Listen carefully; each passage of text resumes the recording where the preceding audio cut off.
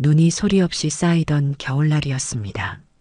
한 집의 문이 닫히고 두 아이는 그날 집을 잃었습니다. 언니는 8살, 동생은 6살. 울음소리는 눈 속에 묻혔고 어른들은 고개를 돌렸습니다. 그런데 이상한 건 그날 이후였습니다. 아이들을 버린 그 집에서 조금씩 아주 조용히 무너지는 소리가 나기 시작했습니다. 사람들이 하나둘 그 집 문 앞에서 발길을 돌리고 믿었던 인연이 등을 보이기 시작했지요. 이게 우연이었을까요? 아니면 8살 언니가 그날 눈밭에서 마음속으로 세운 약속 때문이었을까요?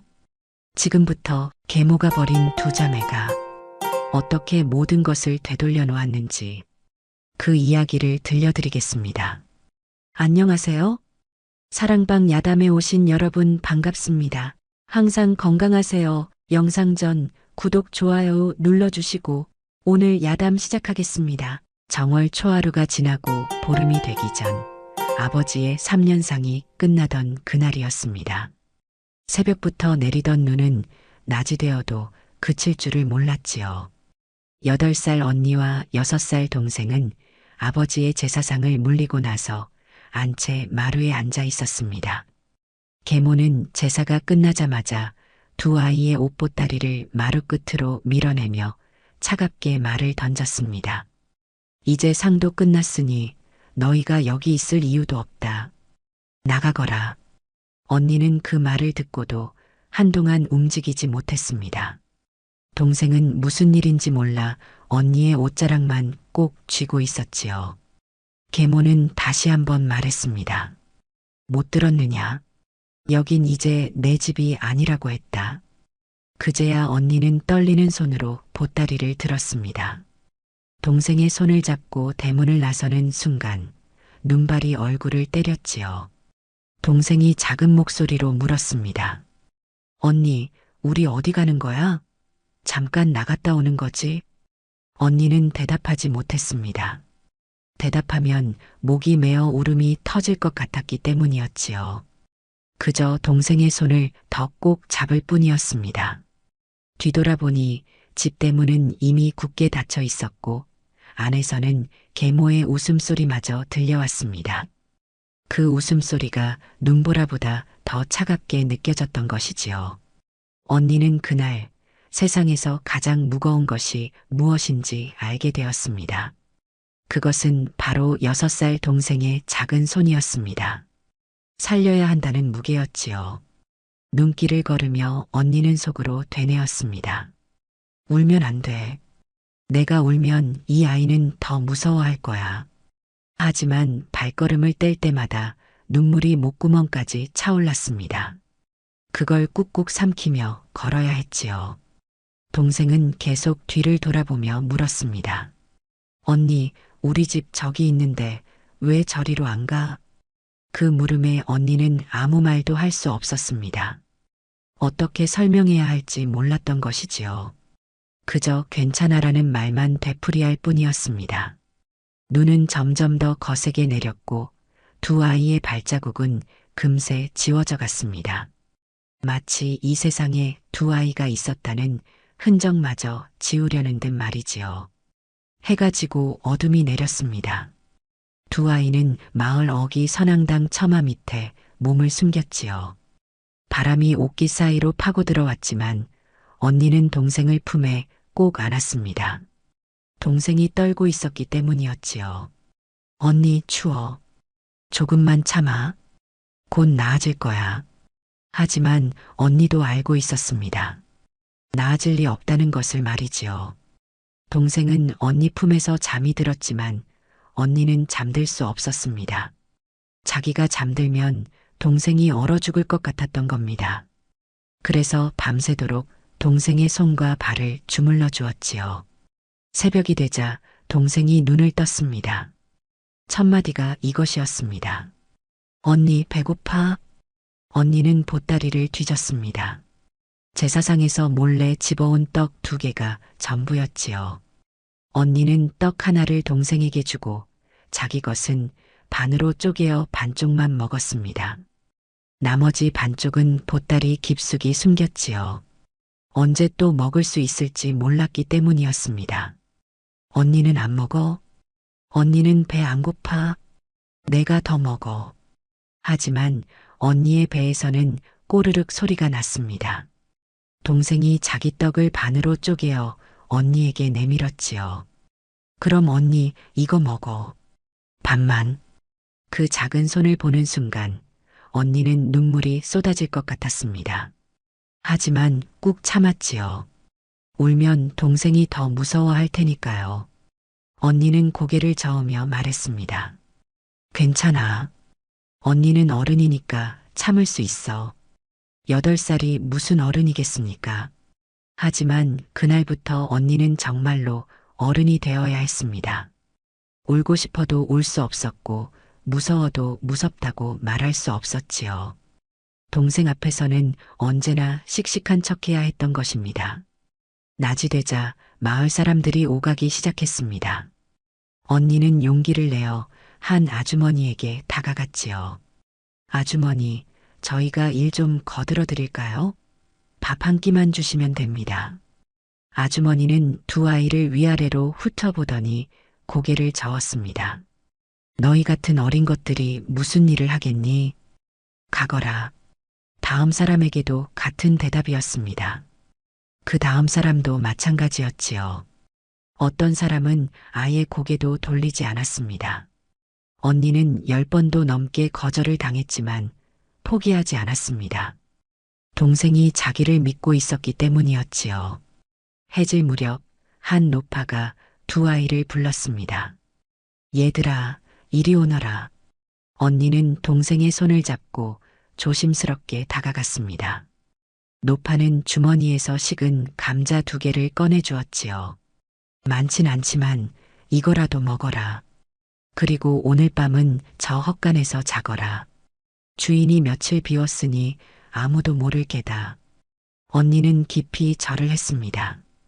동생도 따라서 절을 했지요. 노파는 한숨을 쉬며 돌아섰습니다. 두 아이는 그 뒷모습이 사라질 때까지 고개를 숙이고 있었습니다.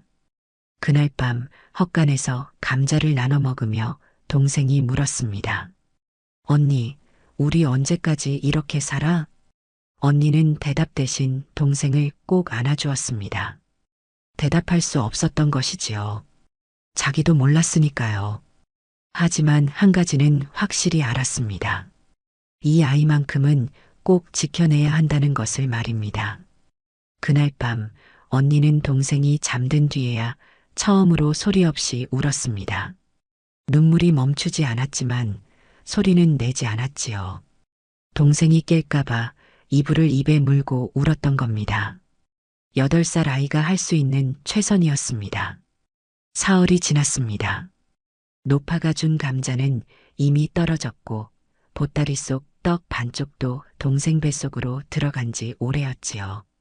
언니는 하루 종일 마을을 돌아다니며 일을 구했지만 아무도 어린아이를 거두려 하지 않았습니다.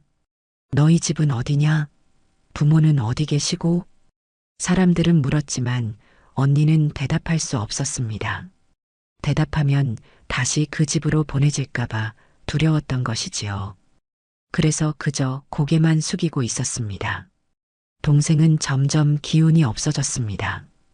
걷다가 주저앉기 일쑤였고 입술은 파랗게 질려 있었지요.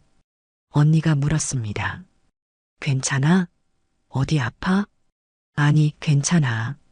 그냥 좀 추워. 하지만 동생의 손은 얼음장처럼 차가웠습니다. 언니는 자기 옷을 벗어 동생에게 덧입혔지요. 그러자 동생이 말했습니다. 언니 안 돼. 언니가 추우면 어떡해. 언니는 안 추워. 언니는 내가 걱정돼서 더 뜨거울 지경이야. 거짓말이었습니다. 언니도 추웠지요. 하지만 동생 앞에서는 절대 내색할 수 없었던 겁니다. 그날 저녁 두 아이는 주막 뒷골목을 지나다가 버려진 밥 한 그릇을 발견했습니다. 언니는 잠시 망설였지요. 하지만 동생의 배에서 나는 소리를 듣고는 그 밥을 집어들었습니다. 동생에게 먼저 먹이고 자기는 남은 것을 먹었지요. 언니, 이거 먹어도 돼? 응, 주인이 버린 거니까 괜찮아. 동생은 밥을 먹으면서도 고개를 들어 언니를 바라봤습니다. 미안한 표정이었지요. 언니는 웃으며 말했습니다. 많이 먹어. 언니는 아까 먹었어. 또 거짓말이었습니다. 언니는 아침부터 아무것도 먹지 못했지요. 하지만 동생이 먹는 모습을 보는 것만으로도 배가 부른 것 같았습니다. 그런데 그날 밤 동생이 갑자기 배를 움켜쥐고 신음을 했습니다. 언니 배가 아파. 언니는 깜짝 놀라 동생을 안았습니다. 동생의 이마에서는 열이 났고 얼굴은 창백했지요. 버려진 밥이 상했던 것입니다. 어떡하지 어떡해. 언니는 처음으로 당황했습니다. 지금까지는 무슨 일이 있어도 침착했지만 동생이 아프자 정신이 하나도 없었지요. 한밤중에 약방 문을 두드렸지만 아무도 문을 열어주지 않았습니다. 제발요, 문 좀 열어주세요. 동생이 아파요. 하지만 대답이 없었습니다. 언니는 다른 집 문도 두드렸지만 마찬가지였지요. 결국 언니는 동생을 업고 선앙당으로 돌아갔습니다. 밤새도록 동생의 등을 쓰다듬으며 기도했지요. 제발, 제발 괜찮아져라. 언니가 잘못했어. 내가 그 밥을 주지 말았어야 했는데. 동생은 아픈 와중에도 언니를 걱정했습니다. 언니, 울지 마. 나 괜찮아. 조금만 자면 나을 거야. 그 말을 듣는 순간 언니는 가슴이 찢어지는 것 같았습니다. 자기가 지켜야 할 아이가 자기를 위로하고 있었던 것이지요. 언니는 동생의 손을 꼭 쥐며 속으로 맹세했습니다. 살아야 한다. 우리는 꼭 살아남아야 해. 그래야 이 아픔을 기억할 수 있어. 다행히 동생은 새벽이 되자 조금 나아졌습니다. 열이 내렸고 얼굴에도 약간 핏기가 돌았지요. 언니는 그제야 안도의 한숨을 쉬었습니다. 하지만 그때 언니는 깨달았습니다. 배고픔보다 무서운 것은 동생을 잃을지도 모른다는 두려움이었습니다. 그리고 돌아갈 집이 없다는 것보다 더 무서운 것은 이 세상에 자기들을 거두어줄 사람이 아무도 없다는 사실이었지요. 닷새째 되던 날, 언니는 우물가에서 빨래하는 아낙네들 곁을 지나갔습니다. 그들의 대화가 귓가에 들려왔지요. 저 아이들, 김진사댁 자식들 아니더냐? 맞아. 상주 역할도 하던 아이들인데 계모가 내쫓았다지. 허참, 그래도 어찌 어린 것들을 그리 내치나. 쉿, 조용히 해. 계모 귀에 들어가면 우리만 피곤해. 언니는 걸음을 멈췄습니다. 사람들이 자기들의 사정을 알고 있었던 것이지요. 그런데도 아무도 도와주지 않았습니다. 한 아낙네가 언니를 보더니 황급히 고개를 돌렸지요. 우리 일이나 하자. 남의 집 일에 끼어들면 탈만 나는 법이야. 언니는 그 말을 듣고 발길을 돌렸습니다. 가슴이 답답했지만 아무 말도 하지 않았지요. 말해봤자 소용없다는 걸 이미 알았기 때문이었습니다. 마을 입구를 지나는데 계모를 마주쳤습니다. 계모는 깨끗한 옷을 입고 장을 보러 가는 길이었지요. 동생이 계모를 보자 반가워서 손을 흔들었습니다. 어머니. 하지만 계모는 두 아이를 못 본 척 지나쳤습니다. 아니, 정확히는 본 것이었습니다. 눈이 마주쳤으니까요. 그런데도 모른 척했던 겁니다. 옆에 있던 다른 부인과 웃으며 이야기를 나누면서 말입니다. 동생은 그제야 깨달았습니다. 자기들이 정말로 버려졌다는 것을 말이지요. 동생의 손이 부들부들 떨렸습니다. 언니 어머니가 우릴 못 본 거지? 그치? 언니는 대답할 수 없었습니다. 그저 동생의 손을 더 꼭 잡아줄 뿐이었지요. 동생은 그때 처음으로 소리내어 울었습니다. 왜 우리한테 이러는 거야? 우리가 뭘 잘못했어? 언니는 동생을 꼭 안았습니다. 자기도 울고 싶었지만 참았지요. 누군가는 참아야 했으니까요. 잘못한 거 없어. 우리는 아무 잘못도 안 했어. 그날 저녁 두 아이는 주막 뒤편에 쭈그리고 앉아 있었습니다. 주막 주인이 나와서 소리쳤지요. 야, 너희들. 여기서 뭐 하는 거야? 썩 꺼지지 못해. 언니가 공손히 말했습니다. 주인 어른, 설거지라도 하게 해 주십시오. 밥 한 끼만 주시면 됩니다. 설거지? 너희 같은 것들이? 손님들이 보면 뭐라 하겠어. 당장 나가. 주인은 빗자루를 들어 두 아이를 쫓아냈습니다. 언니는 동생을 감싸 안고 빗자루를 맞았지요. 등에 멍이 들었지만 언니는 소리 하나 내지 않았습니다. 동생이 울먹였습니다. 언니 아파? 안 아파. 전혀 안 아파. 거짓말이었습니다. 많이 아팠지요. 하지만 동생 앞에서는 절대 아프다고 말할 수 없었던 겁니다. 그 모습을 멀리서 지켜보는 사람들이 있었습니다. 하지만 아무도 다가오지 않았지요. 한 노인이 작게 중얼거렸습니다. 계모 눈밖에 나면 마을에서 살기 힘들어. 김진사 댁이 워낙 세도가 있으니. 또 다른 사람이 맞장구 쳤습니다. 그러게. 그 집안 거스르면 우리가 피해보는 법이지. 결국 모두가 알고 있었던 것입니다. 두 아이가 억울하게 쫓겨났다는 것을 말이지요. 하지만 아무도 나서지 않았습니다. 계모의 눈치가 무서웠고 그 집안의 권세가 두려웠던 겁니다. 그날 밤 언니는 동생이 잠든 뒤 혼자 밤하늘을 올려다봤습니다. 별이 참 많았지요. 언니는 별을 보며 속으로 되뇌었습니다. 우릴 버린 건 눈도 겨울도 아니야. 사람이었어. 계모만이 아니라 외면한 이 마을 사람들 모두가 우릴 버린 거야.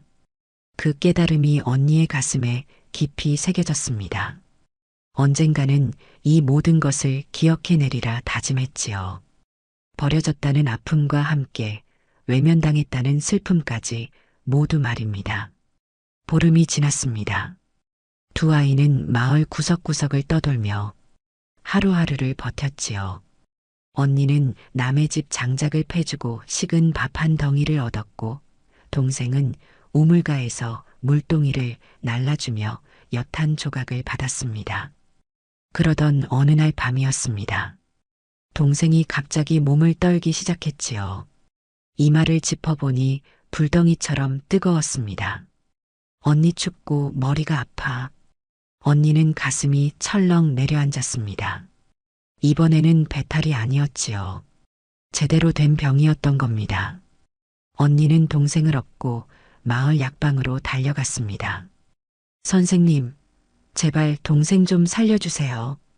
약방 주인은 동생을 한번 보더니 고개를 저었습니다. 이 아이 상한기가 깊구나. 당장 약을 지어 먹여야 하는데.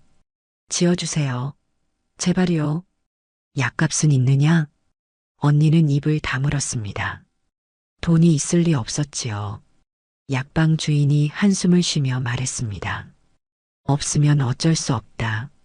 나도 장사를 해야 하는 몸이라 일을 하겠습니다. 무슨 일이든 하겠습니다.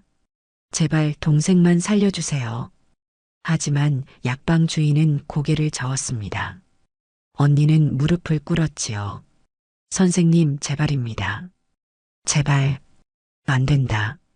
약값 없이는 약을 줄 수 없어. 나가거라. 언니는 질질 끌려 나왔습니다. 동생을 업은 채로 다시 거리를 헤맸지요. 다른 약방 문을 두드렸지만 대답은 똑같았습니다. 돈이 없으면 안 돼. 여긴 자선소가 아니야. 언니는 마을 부잣집 대문을 두드렸습니다. 나으리, 제발 돈을 꾸어 주십시오. 반드시 갚겠습니다. 제 목숨을 걸고 갚겠습니다. 하지만 대문은 열리지 않았지요. 하인이 나와 호통을 쳤습니다. 썩 물러가지 못해. 거지 주제에 어디서 행패야. 언니는 다시 계모가 사는 집 앞으로 갔습니다. 자존심도 뭣도 없었지요. 동생만 살릴 수 있다면 무엇이든 할 각오였습니다. 어머니, 어머니, 문 열어주세요. 하지만 집안은 조용했습니다. 분명 불이 켜져 있었지만 아무도 나오지 않았지요. 언니는 대문을 두드리고 또 두드렸습니다. 손에서 피가 날 때까지 두드렸습니다. 제발요. 동생이 죽어가고 있어요. 제발 문 좀 열어주세요. 그때 대문 너머로 계모의 목소리가 들려왔습니다. 시끄럽구나. 누가 저것들을 좀 쫓아내지 못하겠어? 하인들이 나와서 언니를 밀쳤습니다. 언니는 동생을 꼭 안은 채 땅바닥에 나뒹굴었지요. 그 순간 동생이 작게 신음했습니다. 언니 아파. 언니는 동생을 다시 업었습니다. 비틀거리며 일어섰지요. 그리고 마지막으로 한 번 더 외쳤습니다. 제발입니다. 이 아이만은 살려주세요. 하지만 대문은 끝내 열리지 않았습니다. 언니는 동생을 업고 선앙당으로 돌아왔습니다. 차가운 바닥에 동생을 눕히고 자기 옷을 벗어 덮어주었지요. 온몸으로 동생을 감싸 안았습니다. 괜찮아, 괜찮아. 언니가 여기 있어. 언니가 지켜줄게. 동생은 헛소리를 중얼거렸습니다. 아버지, 아버지 춥고 무서워요. 언니는 그 소리를 들으며 이를 악물었습니다. 소리내어 울지 않기 위해서였지요. 눈물은 흘렀지만 소리만큼은 내지 않았습니다. 온몸이 떨렸지만 동생을 꼭 안은 채 버텼습니다. 그날 밤 언니의 마음속에 무언가가 단단하게 자리 잡았습니다. 슬픔도 아니고 분노도 아니었지요. 그것은 바로 살아남겠다는 의지였습니다. 꼭 살아야 해. 우리 둘 다 살아남아야 해. 그래야 이 일을 기억할 수 있어. 그래야 우리를 버린 사람들이, 외면한 사람들이 모두 어떤 사람들인지 세상에 보여줄 수 있어. 언니는 떨리는 손으로 동생의 이마를 닦아주었습니다. 밤새도록 동생 곁을 지켰지요. 새벽이 되자 기적처럼 동생의 열이 조금 내렸습니다. 언니는 그제야 안도의 한숨을 내쉬었습니다. 하지만 그날 밤의 기억은 평생 지워지지 않았습니다. 아무도 도와주지 않았던 그 밤, 계모의 대문이 열리지 않았던 그 순간이 말이지요. 언니는 그 모든 것을 가슴 깊이 새겨두었습니다. 복수는 그때부터 시작된 것이었습니다. 한 달이 흘렀습니다. 언니가 세상을 대하는 방식이 달라졌습니다. 더 이상 사람들에게 애원하지 않았지요. 대신 조용히 일거리를 찾아다녔습니다. 새벽부터 일어나 우물가를 청소하고 남의 집 마당을 쓸었지요. 아무 말 없이 일했고 다 끝나면 조용히 손을 내밀었습니다. 일값 주십시오. 처음에는 사람들이 거절했습니다. 하지만 언니는 물러서지 않았지요. 일을 했으니 값을 받는 게 당연합니다. 구걸이 아닙니다. 그 당당함에 사람들은 할 말을 잃었습니다. 결국 떡 한 덩이라도, 묵은 나물 한 웅큼이라도 주게 되었지요. 계절이 바뀌어 봄이 왔습니다. 눈은 녹았지만 두 아이의 삶은 여전히 고달팠지요. 언니는 논둑에서 냉이를 캐고 강가에서 조개를 주었습니다. 동생은 산에서 나무 열매를 따고 들에서 나무를 뜯었지요. 어느 날 동생이 신이 나서 달려왔습니다. 언니, 이것 봐. 산딸기 땄어. 작은 손에 산딸기 몇 알이 들려 있었습니다. 동생은 그걸 언니에게 전부 주려고 했지요. 언니 다 먹어. 내가 언니 주려고 딴 거야. 언니는 코끝이 찡해졌습니다. 하지만 웃으며 말했지요. 우리 같이 먹자. 하나씩. 두 아이는 산딸기를 나눠 먹었습니다. 단 한 알이었지만 세상 어떤 진수성찬보다 맛있었지요. 언니와 동생이 함께라면 그것만으로 충분했습니다. 봄이 지나고 여름이 왔습니다. 언니는 강가에서 버드나무 가지를 주워와 바구니를 만들기 시작했지요. 처음에는 서툴렀지만 포기하지 않았습니다. 10번, 20번을 만들다 보니 제법 모양이 나왔지요. 언니 대단해. 바구니야. 동생이 박수를 쳤습니다. 언니는 그 바구니를 들고 장터로 갔지요. 바구니 사실 분 없으십니까? 한 아주머니가 바구니를 들어보더니 고개를 끄덕였습니다. 엮은 게 제법 튼튼하네. 얼마냐? 밥 한 끼 값이면 됩니다. 아주머니는 식은 떡 2개를 주었습니다. 언니는 깊이 절을 하고 떡을 받았지요. 그날 저녁 두 아이는 그 떡을 나눠 먹으며 웃었습니다. 언니, 우리 이제 장사꾼이네. 그러게. 우리도 이제 뭔가 할 수 있는 게 생겼어. 그날부터 언니는 매일 바구니를 만들어 팔았고, 동생은 들에서 나무를 캐와 바구니에 담아 함께 내다 팔았습니다. 많이 벌지는 못했지만 굶지는 않게 되었지요. 사람들이 두 아이를 보는 눈이 조금씩 달라졌습니다. 저 아이들 참 기특하구나. 어린 것들이 저렇게 악착같이 사는 걸 보니 대견해.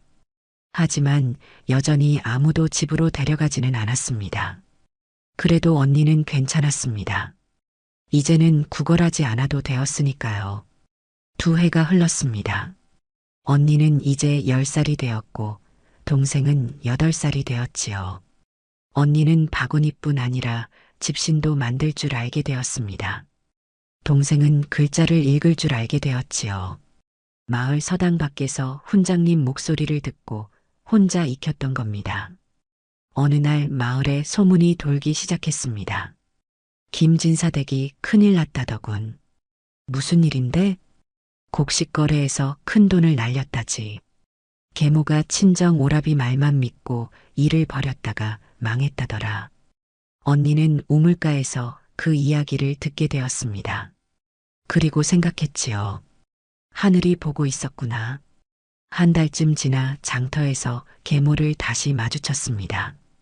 계모는 예전과 달리 초췌해 보였습니다. 화려했던 옷 대신 수수한 치마 저고리를 입고 있었고 얼굴에는 걱정이 가득했지요. 계모는 언니를 보았습니다. 하지만 이번에는 못 본 척하지 못했지요. 사람들이 주변에 너무 많았기 때문입니다. 계모가 어색하게 말을 걸었지요. 너희들 잘 지내더냐? 언니는 차분히 대답했습니다.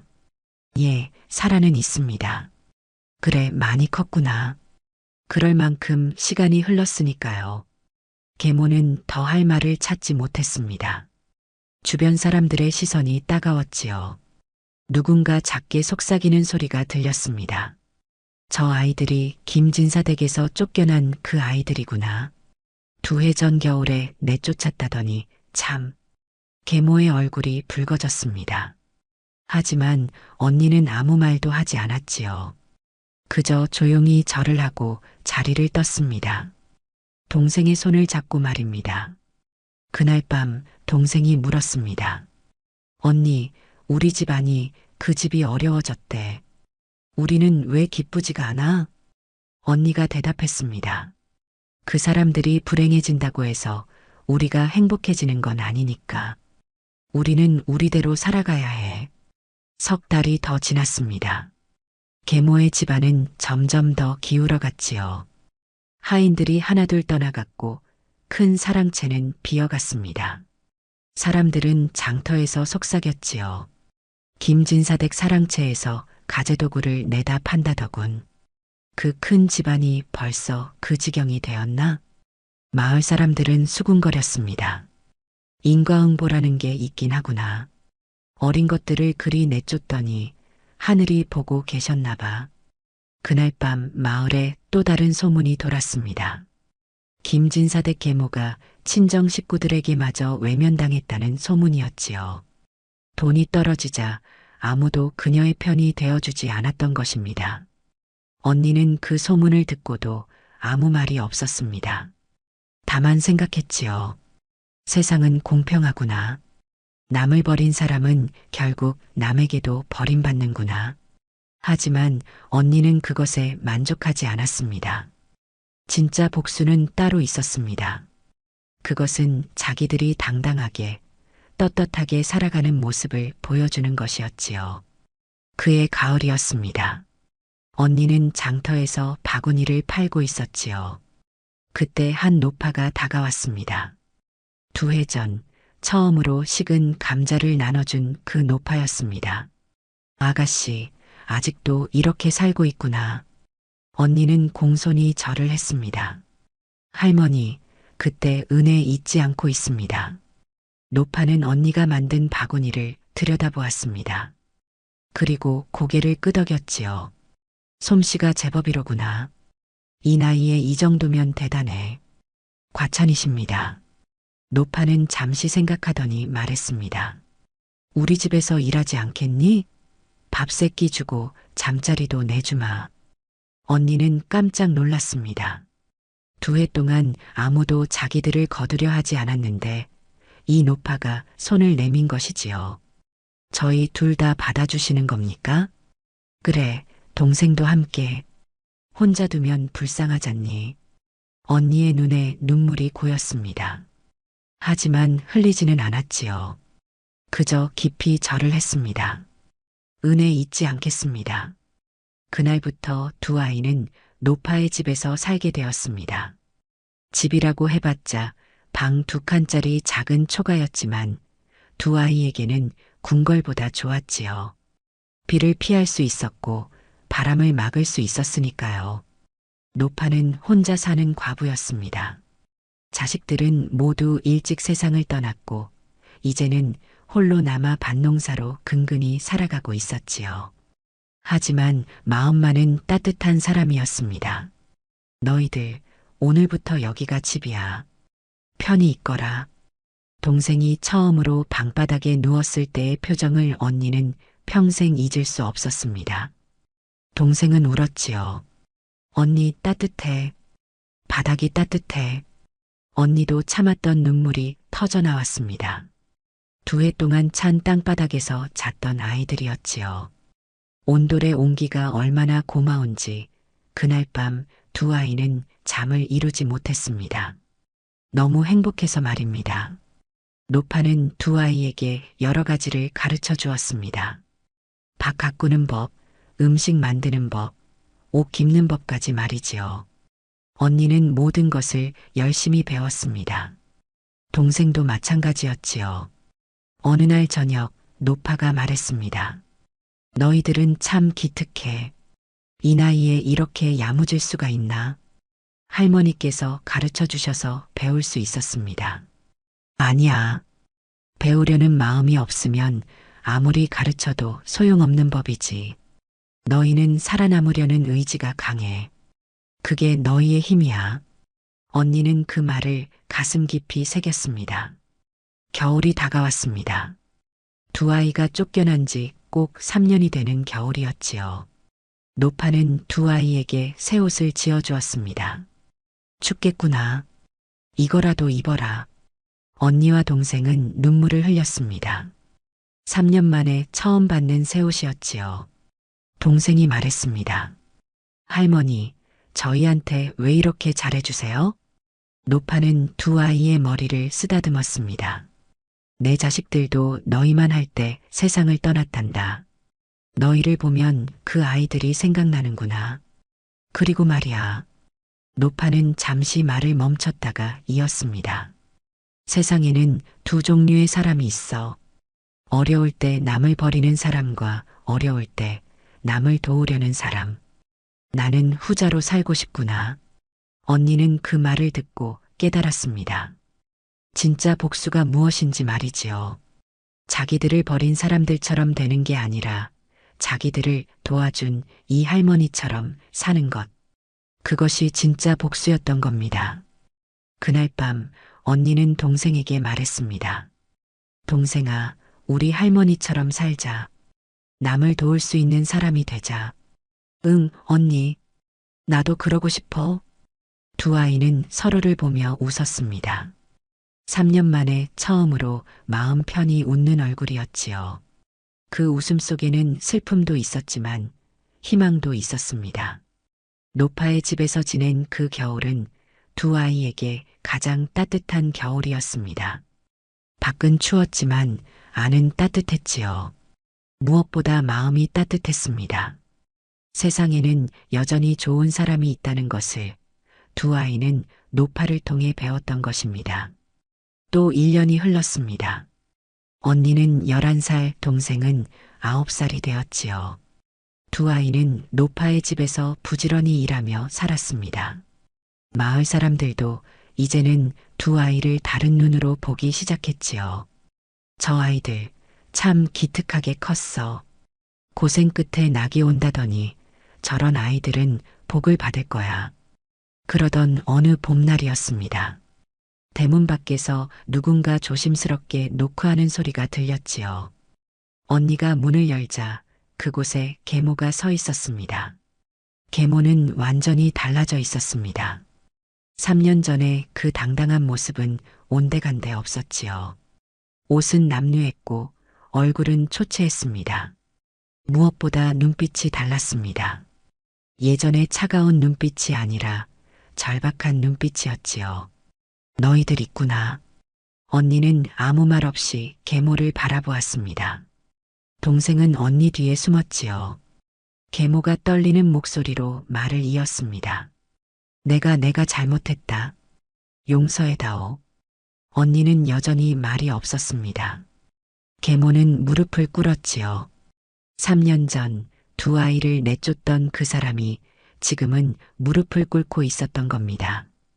제발 다시 돌아와다오. 집이 너무 어려워졌어. 너희가 돌아오면 사람들이 우리 집을 다시 봐줄 거야. 그 말을 듣는 순간 언니는 깨달았습니다. 계모는 자기들이 그리워서 온 게 아니었지요.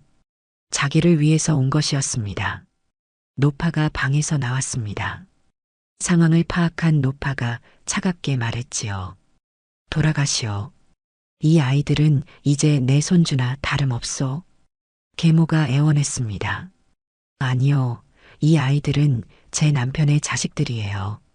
제가 키워야 해요. 3년 전엔 왜 내쫓았소? 눈 내리던 그날 이 어린 것들을 거리로 내몬 게 당신 아니었소? 계모는 할 말이 없었습니다.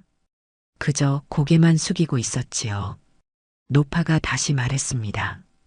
이제 와서 모성을 들먹이지 마시오. 당신이 이 아이들을 버렸을 때 이미 어머니 자격을 잃었소. 계모는 이번에는 두 아이를 향해 손을 내밀었습니다. 너희들 제발 나를 용서해다오. 그때는 내가 살려고 그랬다. 이해해다오. 언니가 처음으로 입을 열었습니다. 목소리는 차분했지만 단단했지요. 저희도 살려고 버텼습니다. 어머니께서 저희를 버린 그날부터요. 알아, 다 내 잘못이야. 그러니 제발. 어머니께서는 저희가 죽든 말든 상관없으셨지요. 약방 문을 두드렸을 때도 대문 앞에서 울부짖었을 때도 문을 열어주지 않으셨습니다. 계모는 얼굴이 창백해졌습니다. 그 일들을 기억하고 있었던 것이지요. 언니가 계속 말했습니다. 그때 저는 깨달았습니다. 집도 어머니도 없다는 것을요. 하지만 동생은 있었습니다. 그래서 살았습니다. 동생이 언니 뒤에서 작게 말했습니다. 저희는 이제 괜찮아요. 할머니가 계세요. 계모는 그제야 무너졌습니다. 울음을 터뜨렸지요. 미안하다, 정말 미안하다. 하지만 언니는 동요하지 않았습니다. 3년 전 자기들의 울음을 외면했던 사람이었으니까요. 언니가 조용히 말했습니다. 어머니, 저희를 다시 데려가시려는 겁니까? 아니면 사람들 앞에서 당신이 나쁜 사람이 아니라는 걸 보여주려는 겁니까? 계모는 대답하지 못했습니다. 그 침묵이 답이었지요. 언니가 마지막으로 말했습니다. 돌아가십시오. 저희는 이제 어머니가 필요 없습니다. 계모는 비틀거리며 일어났습니다. 한 번 더 애원하려 했지만 언니의 단호한 눈빛을 보고는 포기했지요. 계모는 돌아섰습니다. 그 뒷모습은 쓸쓸했습니다. 대문이 닫혔습니다. 동생이 울먹이며 물었습니다. 언니, 우리 너무 매정한 거 아니야? 언니가 동생을 꼭 안아주었습니다. 아니야. 우리는 살아남았을 뿐이야. 우리를 버린 사람에게 다시 돌아갈 이유는 없어. 노파가 두 아이를 쓰다듬었습니다. 잘했다. 너희는 당당하게 살 자격이 있단다. 그날 밤 언니는 밤하늘을 올려다보았습니다. 별이 참 많았지요. 언니는 생각했습니다. 이게 복수구나. 우리를 버린 사람이 무릎 꿇고 찾아왔지만 우리는 더 이상 그 사람을 필요로 하지 않게 된 것. 이게 진짜 복수야. 3년 전 눈 내리던 그날 쫓겨났던 아이들은 이제 당당하게 거절할 수 있는 힘을 가지게 되었습니다. 그것이 가장 완벽한 복수였던 것이지요. 그로부터 며칠 뒤 마을에 소문이 퍼졌습니다. 계모가 두 아이를 찾아갔다가 거절당했다는 소문이었지요. 사람들의 반응은 둘로 갈렸습니다. 저 아이들 너무 야박한 거 아닌가? 무슨 소리요? 그때 그 추운 겨울에 내쫓아 놓고 이제 와서 돌아오라니. 그게 말이 되는 소리요? 하지만 대부분의 사람들은 두 아이 편이었습니다. 3년 동안 두 아이가 어떻게 살았는지 모두 지켜봤기 때문이었지요. 계모는 마을을 떠났습니다. 더 이상 그곳에 있을 면목이 없었던 것입니다. 사람들은 수군거렸습니다. 인과응보로구나. 자식을 버린 사람이 자식에게 버림받았어. 세월이 더 흘렀습니다. 언니는 15이 되었고 동생은 13이 되었지요. 언니는 마을에서 가장 솜씨 좋은 바느질꾼이 되었고 동생은 글을 깨우쳐 마을 아이들에게 글을 가르쳤습니다. 노파는 늙었지만 여전히 건강했습니다. 두 아이가 잘 돌봐주었기 때문이지요. 노파는 늘 말했습니다. 내 생에 가장 잘한 일이 너희를 거둔 거란다. 아니요, 할머니. 저희 생에 가장 큰 복이 할머니를 만난 거예요. 어느 날 한 부인이 언니를 찾아왔습니다. 이웃 마을의 부잣집 안주인이었지요. 내 바느질 솜씨가 뛰어나다고 들었다. 우리 집에서 일하지 않겠니? 품삯을 넉넉히 주마. 언니가 정중히 대답했습니다. 감사하지만 저는 이곳을 떠날 수 없습니다. 할머니를 돌봐야 하니까요. 할머니를 모시고 와도 된다. 그래도 안 됩니다. 이곳이 저희 집이에요. 부인은 감탄했습니다. 의리가 있구나. 요즘 같은 세상에 보기 드문 아이야. 그 이야기는 또 마을에 퍼졌습니다. 사람들은 두 자매를 칭찬했지요. 저런 아이들이야말로 진짜 효녀지.